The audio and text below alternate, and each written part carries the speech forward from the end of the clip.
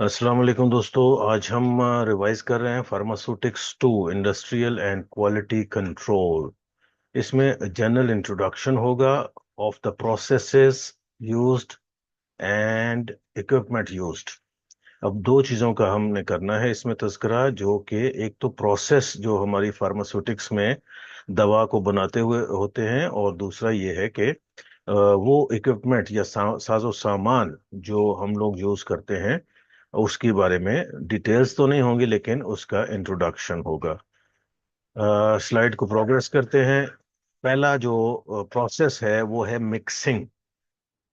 Mixing may be defined as a process in which two or more than two components in a separate or roughly mixed condition are treated in such a way so that each particle of any one ingredient lies as nearly as possible to the adjacent particles of the other ingredients or components। इसमें तीन चार चीजें बयान हुई हैं mixing का process.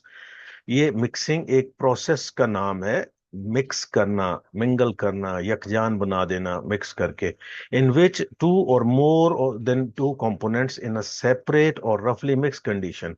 अब इसमें दो कंपोनेंट्स भी हो सकते हैं, दो से ज्यादा भी हो सकते हैं, और उनको हम मिक्स करते हैं और आपस में मिंगल करते हैं। और आपस में जब मिक्स करते हैं तो ये यकजान हो जाते हैं। यकजान होने के बाद ये हमें एक कंसिस्टेंट आइदर पेस्ट बना के देते हैं, सोल्यूशन बना देते हैं, या एक साल्ट या उसमें पाउडर की फॉर्म में ये हमें मिलता है।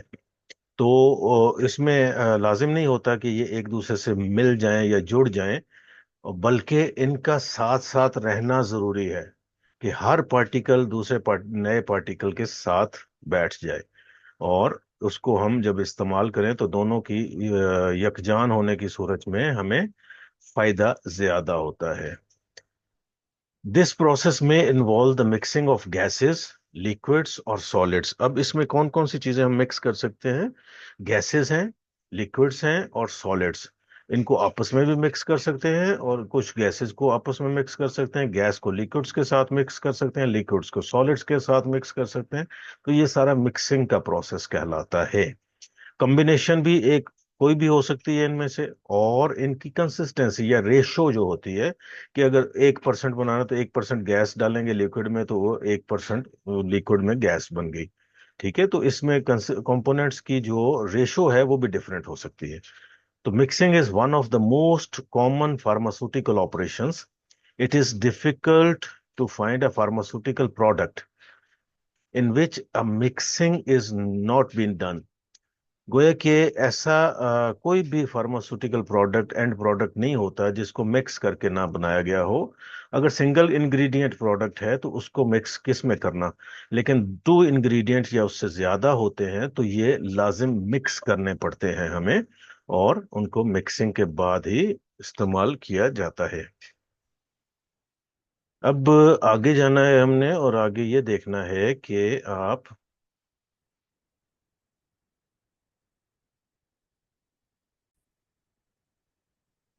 मिक्सिंग को कंटिन्यू करते हैं। दिस प्रोसेस में involve the mixing of gases, liquids and solids, जैसे मैंने अभी अर्ज किया। Mixing is one of the most common pharmaceutical operations. ठीक है, मोस्ट कॉमन फार्मास्यूटिकल ऑपरेशन है, और कोई भी ऐसा प्रोडक्ट आपको नहीं मिलेगा जिसमें मिक्सिंग करके इंग्रेडिएंट्स को मिक्स ना किया गया हो। अब हम देखेंगे कि इक्विपमेंट्स या साजो सामान वो क्या है जो कि हम मिक्सिंग प्रोसेस में यूज करते हैं। एक है सिल्वरसन होमोजेनाइजर, और दूसरा है वी टाइप मिक्सर। ये दोनों नाम याद कर लीजिए, सिल्वरसन होमोजेनाइजर, वी टाइप मिक्सर। अब इन्हीं को हम थोड़ा सा डिटेल में देखेंगे। सिल्वरसन होमोजेनाइजर क्या होता है? It is a mixer. किस चीज को मिक्स करने में काम आता है? It is for liquid mixture, suspensions, fluid emulsions, syrups. तीसरी चीज ये है कि ये कैसे बना हुआ होता है, किस चीज का? ये अच्छे स्टील का बना हुआ होता है, और इसके तीन कॉलम्स होते हैं जो कि एक रॉड के साथ घूम रहे होते हैं। उसकी डिटेल हम आगे चल के देखते हैं। Speed of the motor is variable depending on the product as well as the quantity of the sample to be prepared और मिक्सचर टू बी सीव और मैश।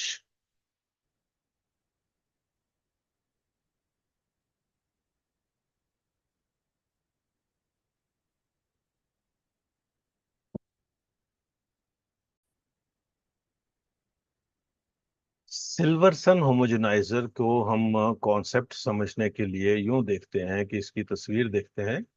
तो इसमें एक तो ये सपोर्टिंग कॉलम होता है जिससे ये किसी भी सरफेस पे स्टैंड की तरह खड़ा हो सकता है। दूसरा ये बेसिक मशीन होती है जहां से ये कंट्रोल होता है और इसकी स्पीड कंट्रोल की जा सकती है।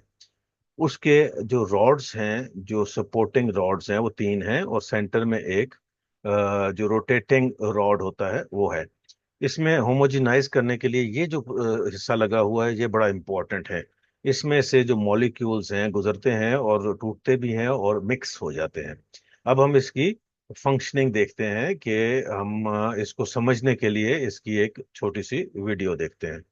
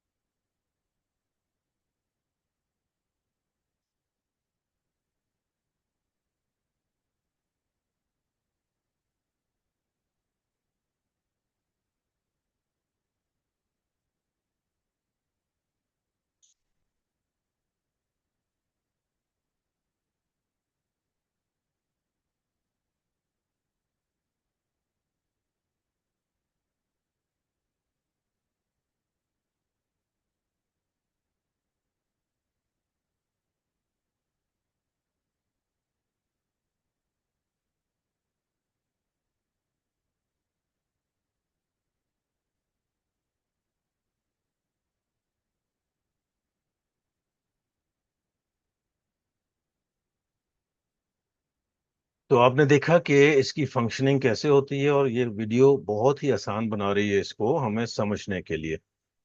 अब आगे चले जाते हैं हम। हमने ये सिल्वरसन होमोजेनाइजर का फंक्शनिंग यूनिट देखा।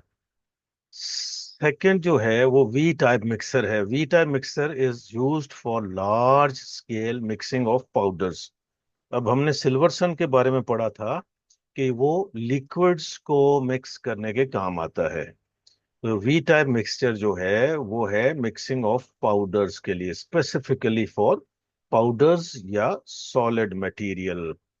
तो अब it consist of a container. इसकी साख्त कैसी है? It consist of a container. एक कंटेनर है जो वी शेप्ड है और माउंटेड है एक एक्सल के ऊपर जो रोटेट करता है। एक एक्सिस है जो रोटेट करता है टम्बलिंग मोशंस में। टम्बलिंग मोशन क्या होता है? ऊपर नीचे जाके, जैसे झूला एक ऊपर नीचे आता है, उसमें टम्बल करना कहते हैं।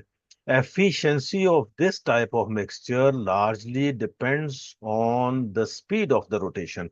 V-type mixers work on the principle of connective movements and shear mixing.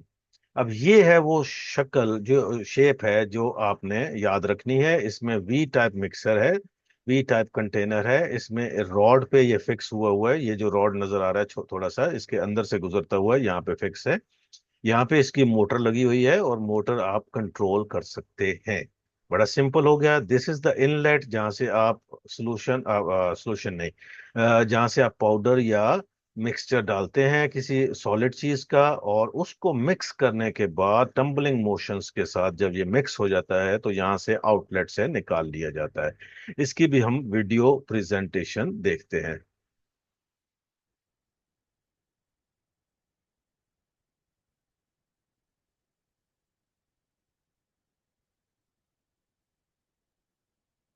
अब आप देखिए कि कितनी अच्छी तरह ये मिक्स हो रहा है, टम्बल कर रहा है, टम्बलिंग मोशंस है। इसके अंदर एक छोटा सा रॉड्स लगे हुए हैं जो कि जो ग्लोब्यूल्स हैं जो आपस में मिक्स हो जाते हैं उनको तोड़ देते हैं। और ये मिक्स हो गया। अब मिक्सिंग के बाद इसको नीचे वाले पोर्शन से, आउटलेट से निकाल लिया जाता है ताकि इसको कैप्सूल्स में या दूसरी चीजों में इस्तेमाल किया जा सके।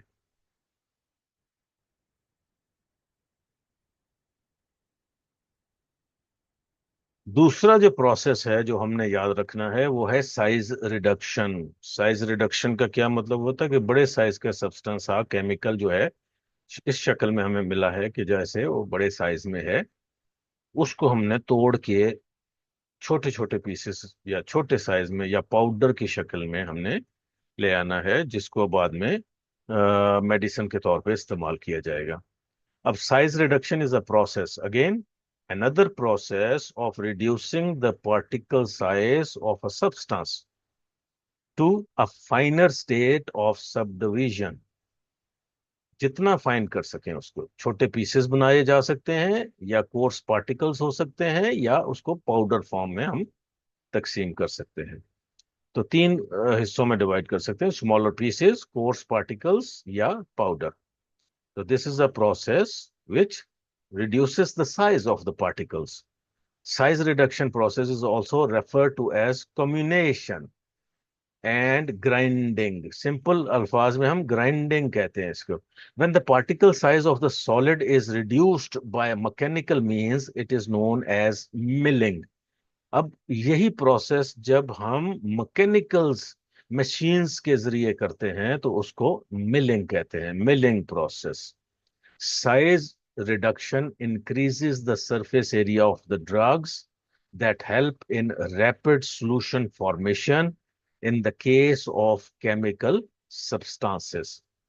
अब हम क्यों रिड्यूस करते हैं कि उनका सरफेस एरिया इंक्रीज हो जाता है और उनको एब्सॉर्ब करने में आसानी होती है, उनका अपना फंक्शन करने में आसानी होती है। Equipment used in size reduction और मिलिंग प्रोसेस। दो इक्विपमेंट्स हमें डिफाइन किए गए हैं, हैमर मिल और ball mill. Although a wide variety of size reduction equipments are available, लेकिन हम इसमें दो ही डिस्कस करेंगे, हैमर मिल और बॉल मिल। हैमर मिल्स क्या होती हैं? In a hammer mill, swinging hammer heads are attached to a rotor that rotates and high speed inside a hardened casing. एक हार्ड केसिंग होती है जिसमें एक रॉड लगा होता है, उस पे कुछ हैमर्स लगे होते हैं जो स्विंग करते हैं, और जो भी उनके रास्ते में कोई चीज आती है स्विंग करते हुए उसको क्रश करके छोटे साइज में बना देते हैं। The hammer mill consist of a steel casing in which a central shaft is enclosed, to which a number of swinging hammers are attached.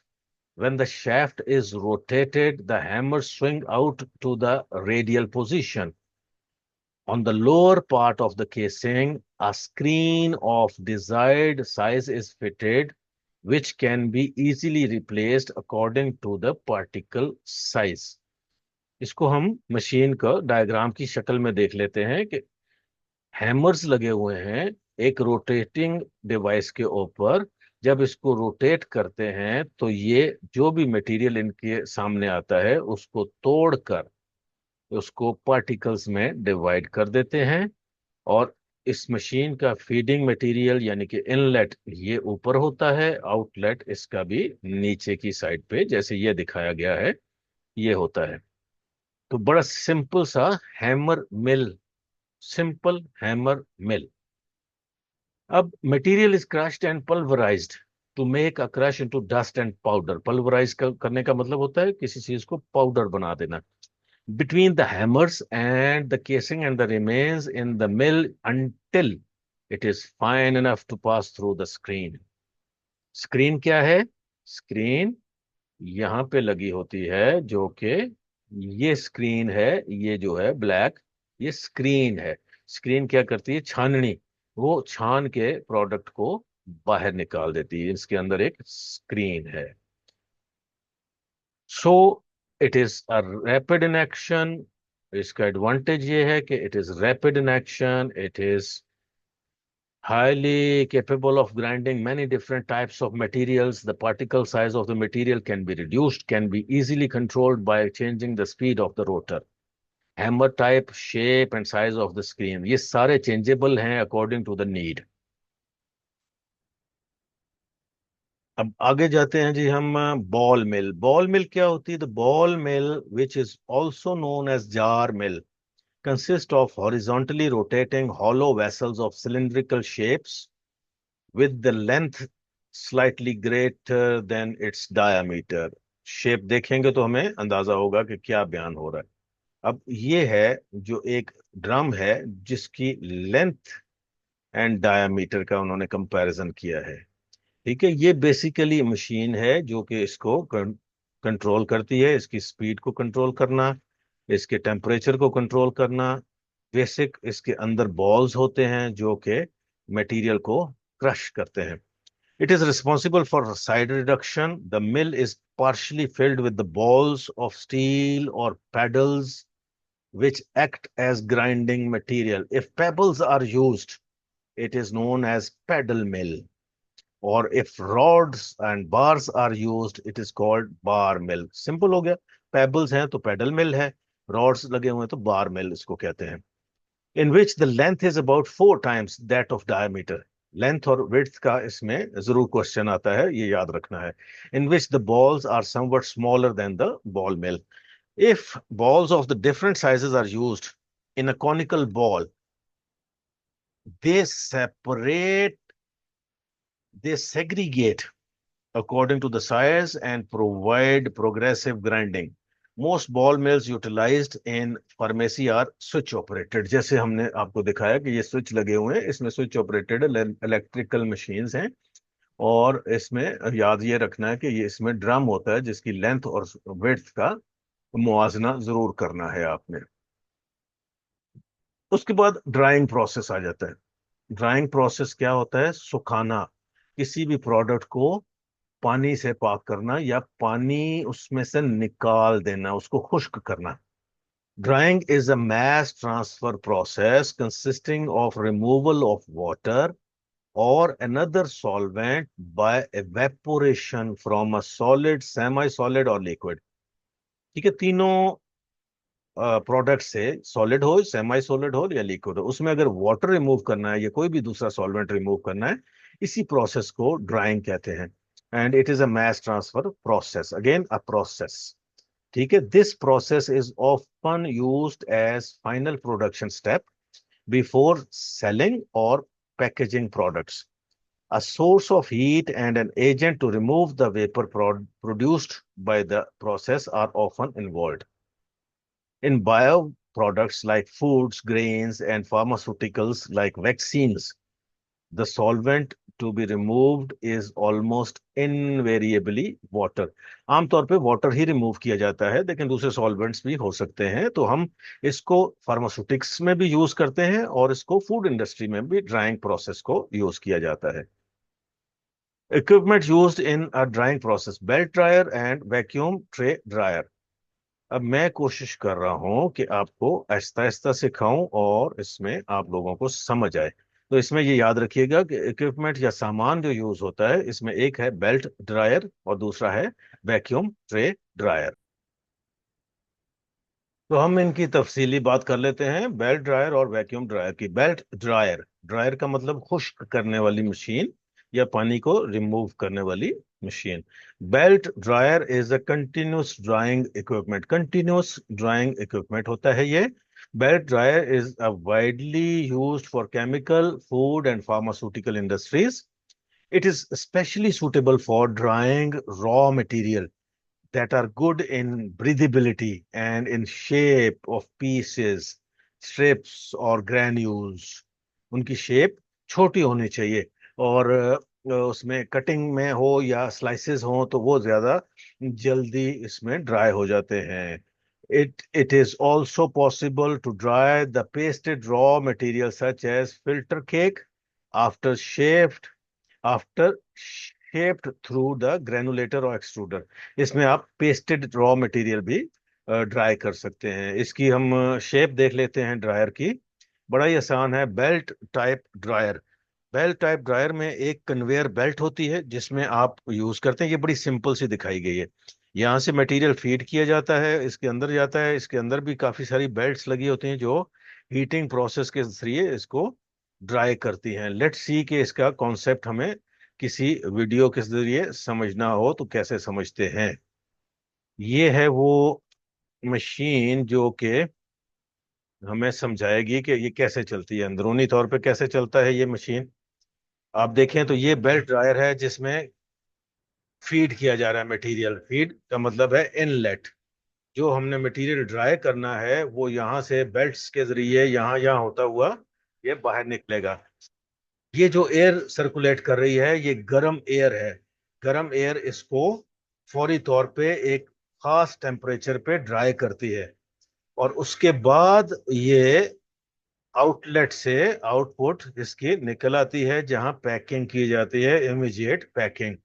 तो ये बेसिक कॉन्सेप्ट है बेल्ट ड्रायर का।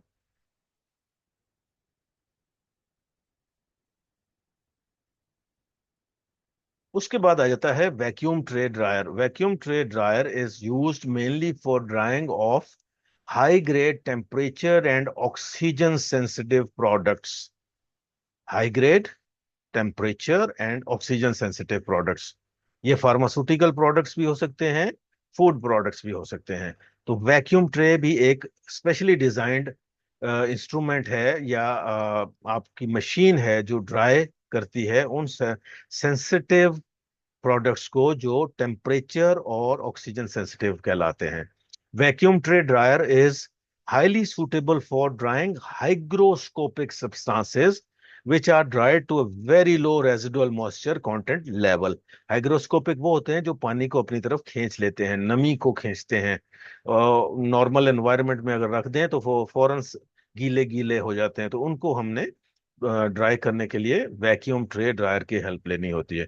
Vacuum tray dryer is the most commonly used batch dryer. Batch dryer होता है कि इकट्ठी चीजों को आपने एक जगह पे ड्राई करना है। They are box shaped and loaded and unloaded by door, जैसे कि एक फ्रिज का डोर होता है इस तरह का होता है। Inside are several heating plates mounted on one another above the other, one above the other, on which the product is placed in trays। अभी हम आपको दिखाएंगे भी, इसका शेप भी दिखाते हैं और इसका प्रोसेस भी समझाते हैं।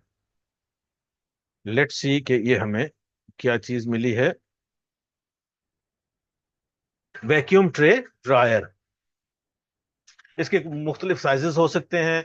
ये इसका कॉन्सेप्ट ये है कि आपका एक बॉक्स है जैसा कि रेफ्रिजरेटर होता है, और इसमें आपने मुख्तलिफ ट्रेज होते हैं, मुख्तलिफ ट्रेज को फिल किया जाता है गैस्केट्स जिसको बोलते हैं, मटेरियल के साथ, हाइग्रोस्कोपिक मटेरियल के साथ जिसको आपने ड्राई करना है। इसको सील किया जाता है। इसमें से hot water inlet, hot water गुजारा जाता है। हॉट वाटर जाएगा जो कि एक सर्कुलेशन की शक्ल में जाता है और अंदर हीट प्रोड्यूस करता है। इस पानी का डायरेक्ट कांटेक्ट उस मटेरियल के साथ नहीं होता, लेकिन ये इसकी बॉडी में ऐसा बनावट की लिहाज से बनाया गया है कि यहाँ से ये एंटर होगा और यहाँ से इसको एग्जिट मिलता है पानी को, और ये हॉट वाटर आउटलेट में से पानी यहाँ निकल गया। तो अंदर जो हीट प्रोड्यूस हुई है उसकी वजह से हमारा मटेरियल ड्राई पाउडर फॉर्म में बन गया है। ये बेसिक कॉन्सेप्ट्स हैं इसके। तो कॉन्सेप्ट समझने की जरूरत है, आप वीडियो को दोबारा चला के देख सकते हैं, आप मेरे लेक्चर को दो बार बार सुन सकते हैं। ये बेसिक प्रोसेस जो अभी हमने देखा है कि ये बेसिक फ्रिज टाइप होता है जिसमें ट्रेस लगे हुए हैं, मुख्तलिफ ऊपर नीचे लगे हुए हैं। उसका डोर क्लोज किया जाता है, जब ये फिल कर दिया जाता है वाटर को रन किया जाता है फ्रॉम डाउन। यहाँ पे इसकी सर्कुलेशन होती है वाटर की, गर्म वाटर होता है उबला हुआ, तो यहाँ से ये आउट चला जाता है। तो ये अपनी हीट प्रोड्यूस करता है, हीट की वजह से ये सारा जो सिस्टम है ये तकरीबन ड्राई हो जाता है। उसके बाद आता है फिल्ट्रेशन का process.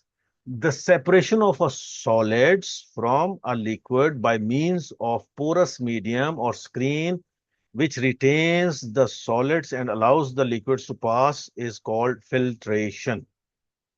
In the laboratory, filtration is often carried out using simple filtration apparatus, gravity filtration or Buchner set, vacuum or suction filtration।